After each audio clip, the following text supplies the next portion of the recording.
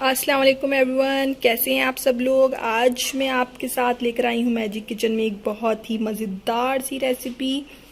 मैं आज आपको बनाना सिखाऊंगी माश की दाल फ्राई, बिल्कुल रेस्टोरेंट स्टाइल में, जिस तरह हम रेस्टोरेंट्स में खाते हैं। सब बोलते हैं वही टेस्ट अगर जब हम घर में बनाते हैं तो घर में नहीं आता। तो आज मैं आपको सिखाऊंगी कि वही रेस्टोरेंट का टेस्ट आप लोग घर में किस तरह ला सकते हैं। तो विदाउट टाइम वेस्ट किए चलते हैं अपनी रेसिपी की तरफ। सबसे पहले एक पैन में आधा कप ऑयल गरम कर लेंगे। इसमें तेज़पात का पत्ता और दालचीनी, साबुत इलायची, बड़ी इलायची जिसे कहते हैं, और छोटी इलायची डाल के हम थोड़ा सा तल लेंगे, इसको गरम कर लेंगे। इसको साथ ही साथ में हम इसके डालेंगे 2 बारीक चॉप कर लिए हमने प्याज। मैंने यहाँ पे इसको कद्दूकस कर लिया था, आप भी कद्दूकस कर सकते हैं। और प्याज को हमें अच्छी तरह फ्राई करना है इसमें।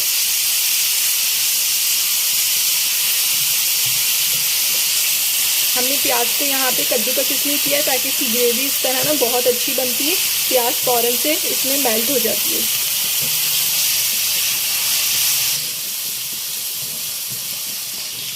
देखिए हमारी प्याज ब्राउन होना शुरू हो गई है। अच्छा, जो छोटी इलायची और बड़ी इलायची डाली है इससे दाल में बहुत अच्छी खुशबू आती है, बिल्कुल इस तरह जिस तरह हम रेस्टोरेंट्स में खाते हैं।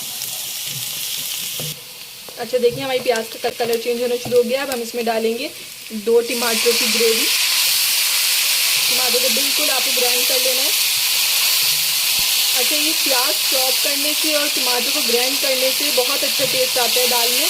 बिल्कुल आपकी इस तरह दाल बनेगी जिस तरह आप रेस्टोरेंट्स में खाते हैं। और फिर आप बोलते हैं कि घर में इस तरह का टेस्ट क्यों नहीं आता, तो वो यही छोटी छोटी चीज़ें जिनकी वजह से रेस्टोरेंट का टेस्ट डिफरेंट होता है। आपको इसको हाई फ्लेम पे अच्छी तरह भूनना है कि इसका ऑयल अलग हो जाए।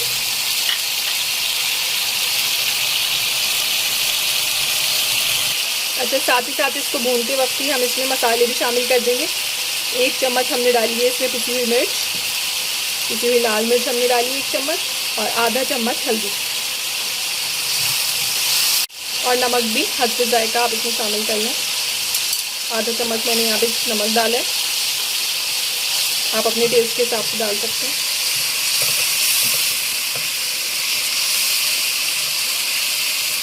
भुन रहा है हमारा, और साथ ही साथ हम इसमें एक लहसुन अदरक का 1 चम्मच लहसुन, पिसा हुआ लहसुन अदरक का हमने पेस्ट भी शामिल किया है।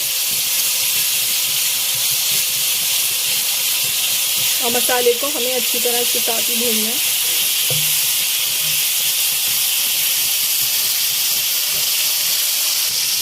मसाला हमारा बिल्कुल भून चुका है। अब हम इसमें दाल शामिल करेंगे। अच्छा, माश की दाल को पहले ही हमने 2 घंटे के लिए भिगो दिया था और उसके बाद हमने इसको बॉईल कर लिया है। लेकिन जब आपको बॉईल करना है तो ऐसा करना है कि इसमें बिल्कुल आपको फुल बॉईल नहीं करना है, क्योंकि अगर हम फुल बॉईल कर लेंगे तो फिर दाल फ्राई भी होगी, उसमें टूटने का आपको खतरा होगा। तो इसको थोड़ा सा आप इसकी कसर छोड़ देंगे। अच्छा, दाल को हम इसके साथ अपनी ग्रेवी के साथ मिला के मसाले में अच्छी तरह भूनेंगे। जितना आप अच्छी तरह इसको दाल को इसके साथ भूनेंगे उतना ही अच्छा आप इसका टेस्ट हो जाएगा।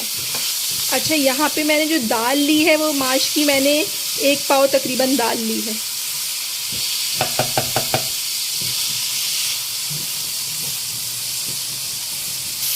अच्छा, हम इसको भूनते के साथ साथ ही हम इसके अंदर दही भी शामिल कर देंगे। आधी प्याली हमने इधर दही ली है। दही को अच्छी तरह आप फेंट लीजिएगा ताकि उसके अंदर लम्स ना बने, और इसको भी हमें दाल के साथ अच्छी तरह फ्राई करना है।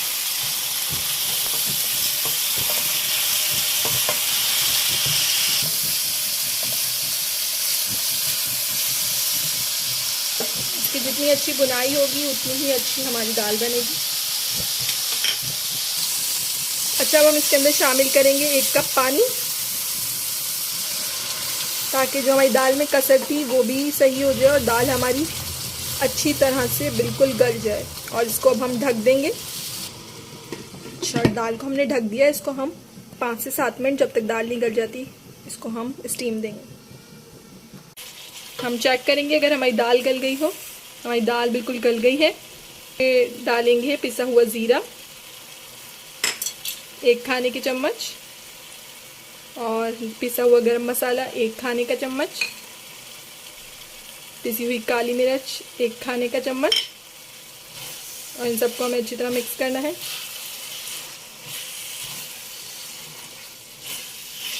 अब हम अगेन इसको थोड़ा सा स्टीम देंगे, थोड़ा ढक देंगे इसको 1 से 2 मिनट के लिए, ताकि इसकी खुशबू और जायका हमारी दाल में आ जाए।